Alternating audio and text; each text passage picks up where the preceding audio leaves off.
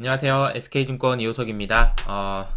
자, 이번 주 벌써 네 번째 시간입니다. 네 번째 주입니다. 벌써 이호석 아카데미 시작한 지, 벌써 그렇게 됐네요. 오늘은, 전 헤지펀드 매니저가 드리는 조언이라는 제목이고요.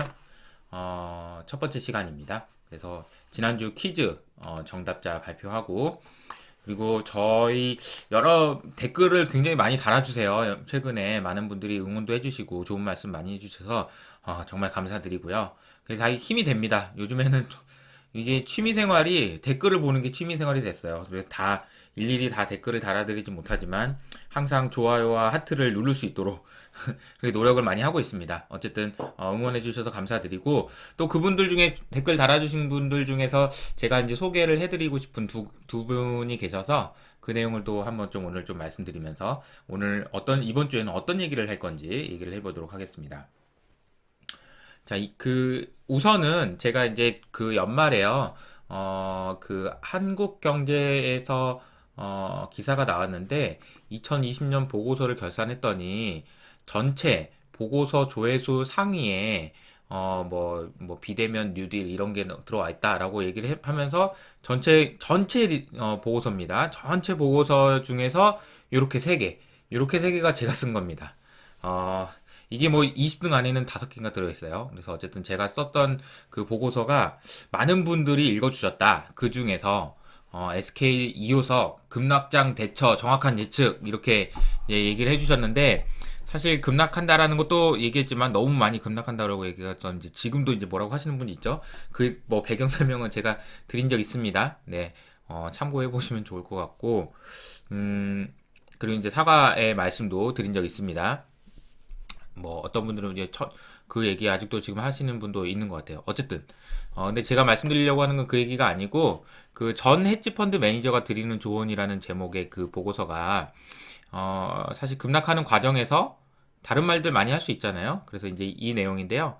어, 많은 그 전략이나 아니면 대응 뭐 이런 그 보고서들이 사실은 이거는 예측이 아니다. 이거는 대응의 영역이다. 이렇게 얘기하는 거는 무슨 얘기냐면 나도 모르겠다.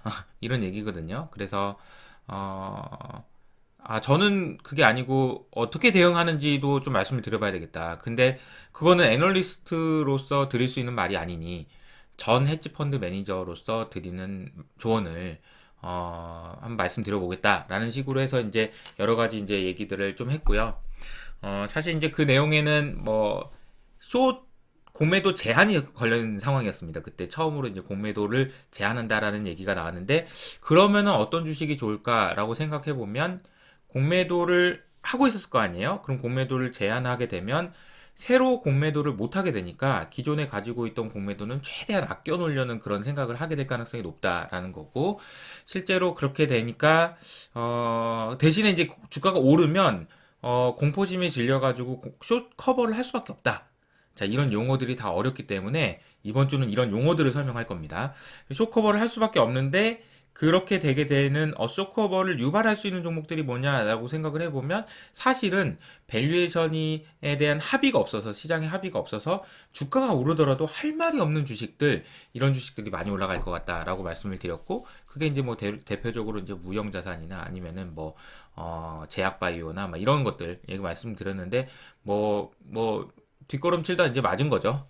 그래서 이제 좀 그 뒤로 이제 사실 상반기 때는 내내 이제 그런 주식들이 많이 가다 보니까 뭐 요런 표현도 기사에 나왔던 것 같습니다. 정확한 민망합니다. 네.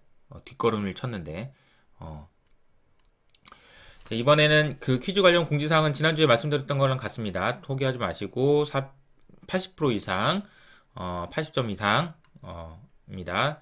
공개한 이후에는 반영되지 않습니다. 왜냐하면 엑셀로 제가 저장해 놓고 있습니다. 이번 주 만점 받으신 분은 한 70분 정도 되시고요. 그 내용을 좀 한번 소개해 드리도록 하겠습니다. 보면은 이은총님, 가고시안님, 그 다음에 이제 이호성님 고맙습니다. 팀장님 고맙습니다도 있네요. 네.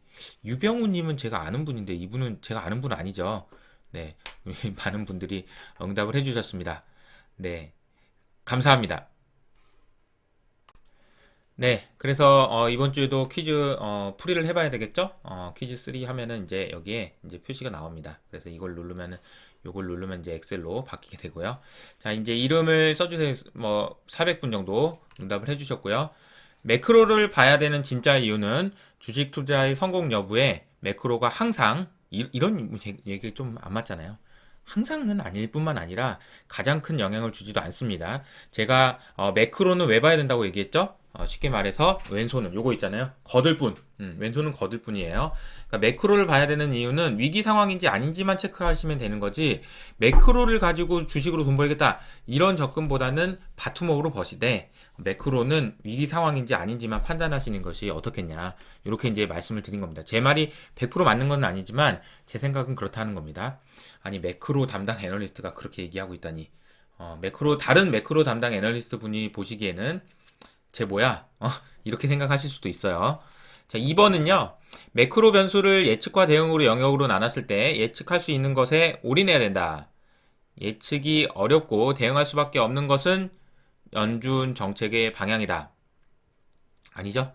연준의 정책의 방향은 그래도 어느 정도 예측할 수 있는 것 중에 하나입니다. 그래서 연준 정책에 관련돼서 제가 말씀을 많이 드리는 이유가 여기에 있다라고 보시면 될 것 같아요. 자, 3번입니다. 경제 지표는 통계 중에 하나며 통계는 믿을 수 없는 거짓말이기도 합니다. 이 말이 맞죠? 근데 다음 중에 경제 지표를 공부하는 이유가 아닌 것은 이렇게 해서 제가 이제 소개해드린 내용은 뭐냐면 어떤 거짓말들이 있는지 알아야 된다. 그러니까 경제 지표가 어떤 게 있는지를 알아야 된다라는 거고 두 번째로는 그나마 그래도 믿을 만한 게 어떤 게 있는지 그리고 세 번째는 이제 녹색 경제 지표에 속지 않으려면 어떻게 하는지를 알아야 된다. 이게 이제 뭐냐면은 경제 지표를 해석하는 방법에 대한 고민을 할 필요가 있다라는 얘기가 되겠습니다. 틀린 거는 경제 지표만 알면 주식 투자에 성공할 수 없어요. 경제 지표 안다고 주식 잘하는 거 아닙니다. 이코노미스트들이 경제를 못 하시는 그러니까 주식을 잘 못 하시는 분들 중에 아니 잘해 아니 그냥 해본 말입니다. 네, 잊어버리세요. 혹시 이제 이 영상을 보고 계시는 이코노미스트 분들이 보시면 화를 내실 테니까 잘합니다. 4번 문제가 정답률이 좀 낮은 편이었어요. 금융시장에는 바이사이드와 셀사이드가 있는데 애널리스트는 셀사이드에도 있고 바이사이드에도 있다. 맞습니다. 이거는 셀사이드 애널리스트가 적고요. 바이사이드 즉 운용사에서도 애널리스트가 있다. 이렇게 보시면 될 것 같아요. 자, 5번 컨센서스는 애널리스트의 추정치의 변화를 통해서 알 수 있고 시간에 따라서 변화합니다. 네, 이거는 쉬운 문제였죠. 실적과 가치 숫자에 대한 컨센서스에 비해서 이벤트에 대한 컨센서스는 정확도가 떨어질 수밖에 없습니다. 당연히 미국 대선 같은 거는 컨센서스라는 게 있지도 않은데 뭐 빅테크 글로벌 아이비들 억지로 만들어내는 거예요. 그렇게 보시는 게 맞는 것 같아요. 그러다 보니까 틀린다. 자, 7번도 많이 틀린 것 중에 하나인데 사실은 이건 저는 나름대로 좀 쉽게 낸다고. 왜냐면 이 바이어스가 아닌 것이라고 하고 제가 여기다 바이어스라고 써놨잖아요. 근데 이게 왜 콜옵션이라고. 사이콜러지가 콜옵션은 바이어스라기보다는 이제 어떤 자기만 아이톨주 얘기했죠. 그런 거라서 좀 다른 얘기입니다. 8번은 시티 서프라이즈 인덱스 이번 주 YG에서도 제가 소개를 해드렸는데 가장 주식의 성과가 좋은 구간은 점점 덜 안 좋아지는 구간이야. 안 좋긴 안 좋은지 점점 덜 안 좋아지는 구간. 대신에 그 다음은 이제 점점 더 좋아지는 구간에서는 이때보다는 덜하지만 좋긴 좋죠. 그리고 제일 주가가 안 좋을 때는 언제라고 그랬죠? 점점 덜 좋아지는 구간에서 주가가 가장 안 좋을 수 있다라고 말씀을 드렸습니다. 9번 문제는요. 경제지표는 심리지표, 실제지표로 나누는데 주가에 영향을 더 많이 주는 것은 ISM 제조업지수와 같은 심리지표입니다. 고용지표와 같은 실제지표는 아무래도 그 정책에 영향을 많이 준다. 이렇게 말씀을 드렸던 것 같습니다. 어떠셨는지 모르겠네요. 자, 다음 내용은 그 전체 만점자 분들 여기 있고요. 자, 이제 두 개의 댓글에 대한 소개를 해보도록 하겠습니다. 좋은 얘기는 아니에요. 그래서 뭐 이제 또 한번 볼게요. 자, 한번 읽어보겠습니다. 헤지펀드 매니저 하다가 이거 뭐 자신 없으니까 애널리스트 하는 거 아닙니까? 저 시장 이길 자신도 없는 거 아니에요? 이 댓글을 달아주셨는데 제가 이거 댓글 분명히 봤거든요. 근데 이제 뭐 나중에 지우셨나 봐요. 아, 지금은 안 보이더라고요. 음, 제가 이렇게 표현해 드리겠습니다. 아니 그렇게 저기 아픈 대로 후배 파면 어떡합니까? 이렇게 표현 드리겠습니다.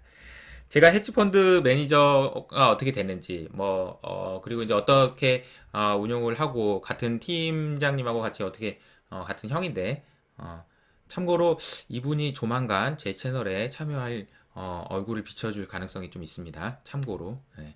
예고편. 근데 이제 하다가 잘 됐으면 이거 안 했을 수도 있죠. 정말 잘 되면. 예. 근데 이제 뭐 완전 제가 기대했던 것만큼 잘 안 된 거는 사실이고, 또 하지만 제가 애널리스트를 하고 싶다라는 생각을 한 거는 오래됐습니다. 벌써 한 10년 이상 됐었고 저도 언젠가 뭐 글 쓰고 이런 걸 좋아하기 때문에 주변에서 이제 뭐 아니, 와서 한번 해봐 이런 얘기도 홍 박사님도 같이 하자 막 이런 얘기도 되게 많이 하셨고 그래서 오랫동안 계획했던 거라는 걸 좀 말씀을 드립니다.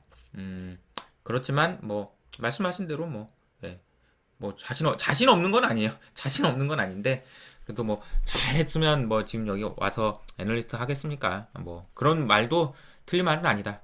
저는 뭐 솔직하게 뭐 다 말씀드리네요. 진짜. 아니 이게 보면 어떤 분이 그런 저를 굉장히 아껴주시는 분이 그런 얘기 하셨어요.